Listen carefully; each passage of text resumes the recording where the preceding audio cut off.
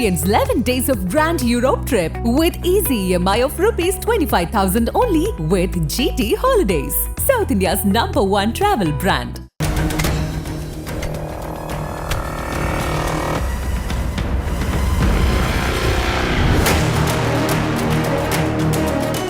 Sir வணக்கம். வணக்கம்.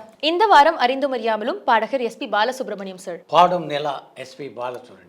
என்னோடு பாட்டு பாடுங்கள், எல்லோரும் சேர்ந்து ஆடுங்கள், இசைக்கோலங்கள் இமைஜாலங்கள். அவரை பற்றி அறிந்ததெல்லாம் முதல்ல சொல்லுங்க, அறியாததை அப்புறம் நம்ம பேசுவோம். 4 ஜூன் 1946 நெல்லூர்ல சாம்பமூர்த்தி அண்ட் சகுந்தலம்மான்ற ஜோடிக்கு மகனா பிறந்தவர் தான் எஸ்பி பாலசுப்ரமணியம் சார்.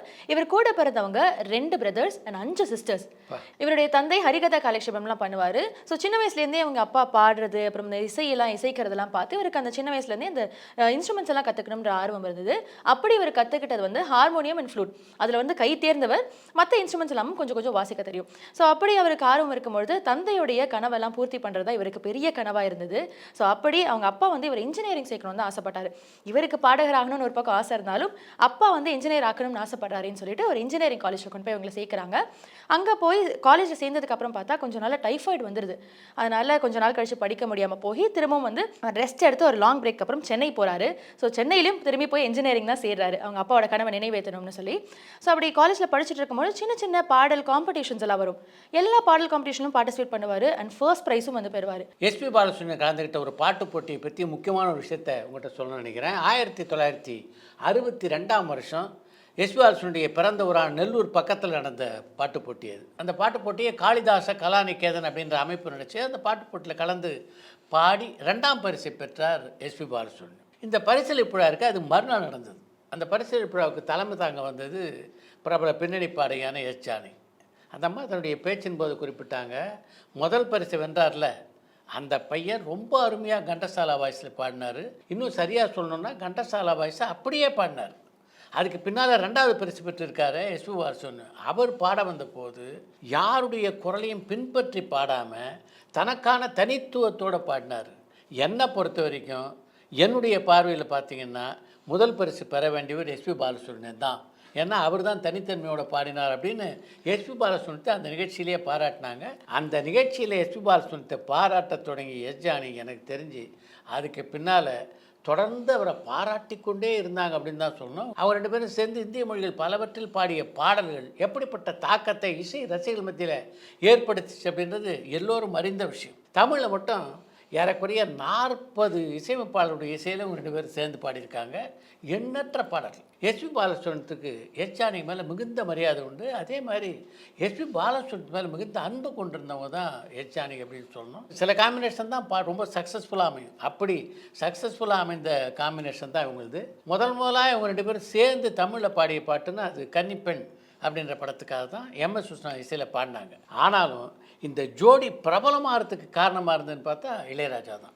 இளையராஜாவுடைய இசையில் தான் அவங்க 2 பேரும் எண்ணற்ற வெற்றி பாடலில் பாடினாங்கன்னு சொல்லணும். 2 பேரும் பார்த்திங்கன்னா அப்படி ஒரு மரியாதை ஒருத்தர் மேலே ஒருத்தர் இருந்தது. 1972 நான் திரைக்கதிர் அப்படின்னு ஒரு பத்திரிகை நடத்திட்டு இருந்தேன். அந்த பத்திரிகையின் சார்பாக ஒரு விருது வழங்கும் விழா நடைபெற்றது. அந்த விழாவில் சிறந்த நடிகருக்கான பரிசு கமல்ஹாசனுக்கு கொடுக்கப்பட்டது. சிறந்த நடிகைக்கான பரிசை வென்றவங்க லக்ஷ்மி. அந்த பரிசளிப்பு விழாவில் சிறந்த பாடகராக தேர்ந்தெடுக்கப்பட்டவர் எஸ்பி பாலசுப்ரமணியம், சிறந்த பாடகியாக தேர்ந்தெடுக்கப்பட்டவங்க எஸ் ஜானகி. இளையராஜாவுடைய இசை கச்சேரி கூட அந்த விழாவில் நடைபெற்றது. பரிசு பெற்ற உடனே எங்கள் 2 பேரையும் தனியாக ஒரு ஃபோட்டோ எடுத்து எனக்கு கொடுங்க, நான் பத்திரமா அதை வச்சுக்கணும்னு சொல்லி எஸ்பி பாலசுப்ரமணியம் என்கிட்ட கேட்டார். அது இன்று வரையிலே என்னுடைய நினைவில் இருக்குது. அது மாதிரி அவங்க 2 பேரும் நிற்கிற அந்த ஃபோட்டோவை எடுத்து அவருக்கு நான் பரிசளித்தேன். ரொம்ப ஒரு அழகான ஃபோட்டோ அது.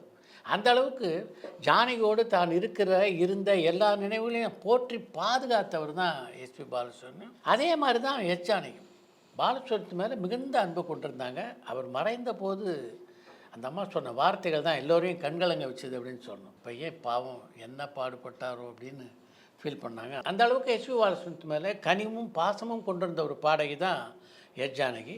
இதை தொடர்ந்து வேறு ஏதோ ஒரு போட்டியை பற்றி நீங்கள் சொல்லியிருந்தீங்களா, அதை சொல்லுங்கள். நெல்லூர் பக்கத்தில் நடந்த ஒரு இசை நிகழ்ச்சி பற்றி நீங்கள் சொன்னீங்க. அதே மாதிரி இன்னொரு இசை நிகழ்ச்சி தான் எஸ்பி பாலசுப்ரமணியம் சார் சினிமாவில் அறிமுகமாகிறதுக்கு ஒரு முக்கியமான காரணமாக இருந்தது. அது இசை நிகழ்ச்சின்னு சொல்கிறத விட இசை போட்டின்னு தான் சொல்லணும். ஏன்னா அந்த நிகழ்ச்சியில் கலந்துக்கிட்டவங்க யாருன்னா அவங்க தான் பின்னால் வந்துட்டு எஸ்பி பாலசுப்ரமணியம் சார் வந்து இன்ட்ரடியூஸ் பண்ணவங்க. ஸோ கோதண்டபாணி அண்ட் கண்டசாலா இவங்க 2 பேரும் தான் அந்த இசை நிகழ்ச்சியோடைய ஜட்ஜாக இருந்தாங்க. கோதண்டபாணி அண்ட் கண்டசாலா முன்னாடி அவர் பாடினதை பார்த்து அவங்க 2 பேருமே இம்ப்ரெஸ் ஆகிட்டாங்க. பின்னால் கோதண்டபாணி தான் நம்மளை வந்து பின்னாடி பாடகராக அறிமுகப்படுத்த போறாருன்னு எஸ்பி பாலசுப்ரமணியம் சார் கொஞ்சம் கூட நினைச்சிருக்க மாட்டாரு.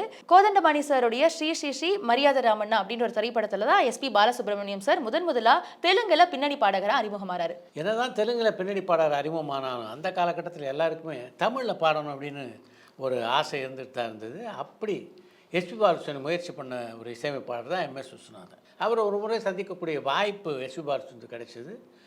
பாடகர் அப்படின்னு ஒன்று ஒரு பாட்டை பாடு அப்படின்னு சொல்லுவாங்கல்ல. அப்போ எஸ்பி பாலசுப்ரமணியம் பாடிய பாட்டு இருக்க, அது நிலவே என்னிடம் நெருங்காதே அப்படின்ற பாட்டை தான் பாடினார். பாட்டை ரொம்ப இனிமையாக பாடினார். ஆனாலும் இவருடைய உச்சரிப்பு இருக்குல்ல, அதில் வந்து தெலுங்கு வாடை கொஞ்சம் இருந்தது. அதை தான் MS விஸ்வநாதன் சுட்டி காட்டியிருக்கார். உன்னுடைய குரல் ரொம்ப நல்லா இருக்குமா, அதில் ஒன்றும் பிரச்சனை இல்லை, உன்னுடைய தமிழ் இருக்குல்ல அதை கொஞ்சம் விருத்தி பண்ணிட்டு வந்துட்டுன்னா நிச்சயமாக நீ வந்து தமிழ் சினிமாவில் பாடலாம். முதல்ல தமிழை நல்லா பேச கற்றுக்க, ஒரு 2-3 மாதம் தமிழை நல்லா படித்து தெரிஞ்சுக்க, அதுக்கு பின்னாடி நீ பாடலாம் அப்படின்னு சொல்லி அனுப்பிச்சி வச்சுருக்காரு. எஸ்பி பாலசுப்ரமணியம் அதை மறந்துட்டார். ஆனால் MS விஸ்வநாதன் இப்படி நம்ம எஸ்பி பாலசுப்ரமணியத்தை சொல்லி அனுப்பிச்சோன்றதை மறக்கலை அப்படின்னு தான் சொல்லணும். இந்த சம்பவம் நடந்த சில மாதங்களுக்கு பின்னால் ஒரு பாடல் பதிவு LR ஈஸ்வரியும் எஸ்பி பாலசுப்ரமணியம் பாடுறாங்க. பாடி முடிச்சுட்டு வெளில வராரு. அந்த பக்கம் இன்னொரு பாடல் பதிவு MS விஸ்வநாதனுடைய இசை நடந்துட்டு வெளில வந்து MS விஸ்வநாதன் பாலசுப்ரமணியத்தை பார்த்த உடனே என்னப்பா தமிழ் கற்றுட்டு வான்னு சொன்னேன், நீ வரவே இல்லையே அப்படின்னு ஒரு பார்த்து கேட்டிருக்காரு. அதை தொடர்ந்து MS விஸ்வநாதன் எஸ்பி பாலசுப்ரமணியத்துக்கு கொடுத்த வாய்ப்பு தான் ஹோட்டல் ரம்பா அப்படின்ற படத்தில் பாடக்கூடிய ஒரு வாய்ப்பு. அந்த படத்தில் LR ஈஸ்வரியோட தான் சேர்ந்து பாடினார் எஸ்பி பாலசுப்ரமணியம். அதுதான் அவர் பாடிய முதல் தமிழ் பாடல். ஆனால் அந்த படம் வெளிவரல. அதனால் எஸ்பி பாலசுப்ரமணியத்தை அறிமுகப்படுத்திய பெருமை அந்த படத்துக்கு கிடைக்காமல் போச்சு அப்படின்னு தான் சொல்லணும். அதை தொடர்ந்து திரும்பவும் சாந்தி நிலையம் அப்படின்ற படத்தில் ஒரு அழகான பாட்டை பாடக்கூடிய வாய்ப்பை எஸ்பி பாலசுப்ரமணியத்துக்கு கொடுத்தார் MS விஸ்வநாதன். இயற்கை என்னும் இளைய கனி அப்படின்னு தொடங்குகிற அந்த பாட்டு இன்றைக்கும் எஸ்பி பாலசுப்ரமணியத்துடைய ரசிகர்களால் விரும்பி கேட்கப்படுகின்ற ஒரு பாட்டு. இயற்கை என்னும் இளைய கனி. இப்படி 2 பாடல்களை பாடியிருந்தாலும் எஸ்பி பாலசுப்ரமணியத்தை புகழேனியினுடைய உச்சத்துக்கு கொண்டு சென்றதுன்னா அது அடிமைப்பெண் படத்திலே எம்ஜிஆருக்கு அவர் பாடிய 1000 நிலவே வா அப்படின்ற பாட்டு தான். 1000 நிலவே வா, ஓர் 1000 நிலவே வா. அந்த பாடல் பாடுவதற்கான வாய்ப்பு அமைஞ்சது கூட ஒரு வித்தியாசமான சம்பவம் அப்படின்னு தான் சொல்லணும். ஏவிஎம் பாடல் ஒளிப்பதிவு கூடத்தில் ஒரு பாட்டை பாடிக்கிட்டு இருக்கார் எஸ்பி பாலசுப்ரமணியம். அந்த பாட்டை வெளியிலேருந்து கேட்குறாரு. படப்பிடிப்புக்காக வந்திருந்த எம்ஜிஆர், இந்த குரல் ரொம்ப நல்லா இருக்கே, இதை நம்ம பயன்படுத்தலாம் அப்படின்னு ஒரு தோணுது.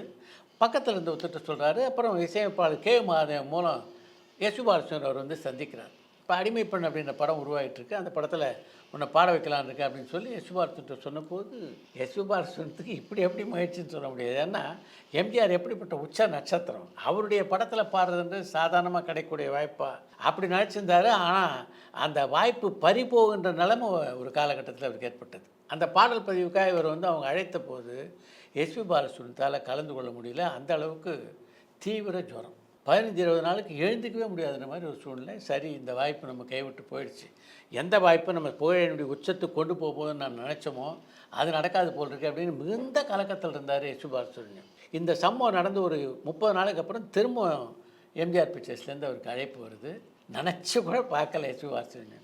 திரும்ப பாட போனால் இவருக்கு என்ன பாடலை சொன்னாரோ அதே 1000 நிலவேவா பாடல்.